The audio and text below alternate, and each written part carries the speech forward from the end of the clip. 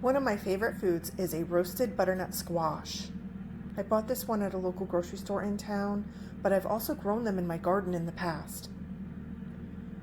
One thing I used to do when I roasted these up, especially around Thanksgiving, I would add a lot of cinnamon, butter, brown sugar. Sometimes I would even use pumpkin pie spice already mixed in a little pre-mixed container from the grocery store.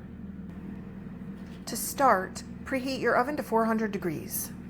Sometimes butternut squash can be very challenging to cut, so you want to have a really good knife. I start cutting from the top. The shell is hard. You really have to give it some muscle. My cut started to go sideways, so I ended up putting the knife in the bottom and starting from this angle.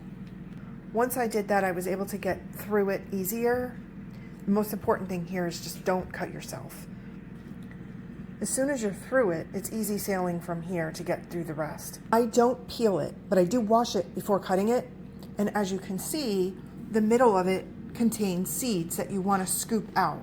You just take a spoon and start digging out the seeds, just like a pumpkin. You can see where I started digging the seeds out. That's all you really have to do. It's very easy.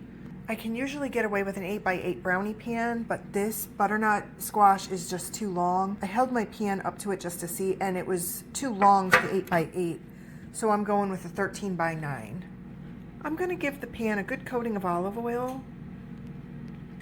And to assure that both sides fit in the pan together, you see how I put them in alternating patterns.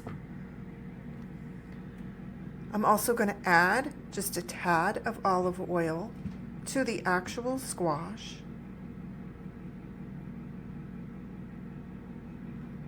Just a drizzle. I'm on a special low oxalate diet, so for me, I can only have the olive oil and a little bit of salt. I roasted the squash in the oven at 400 degrees for 1.5 hours. You can see here, it's very fork tender, and that's what you want. If you don't roast it long enough, it stays hard. You want to make sure that your fork can sink right into it. Now at this stage, I do put butter on it and I cut it up on my plate. But again, if you want to sprinkle some cinnamon, some brown sugar, some pumpkin pie spice, or anything else that you want on your squash, some people use different seasonings. You know, maybe some ground cumin, maybe some garlic salt. So there you go. Happy fall. Thanks for watching. Take care.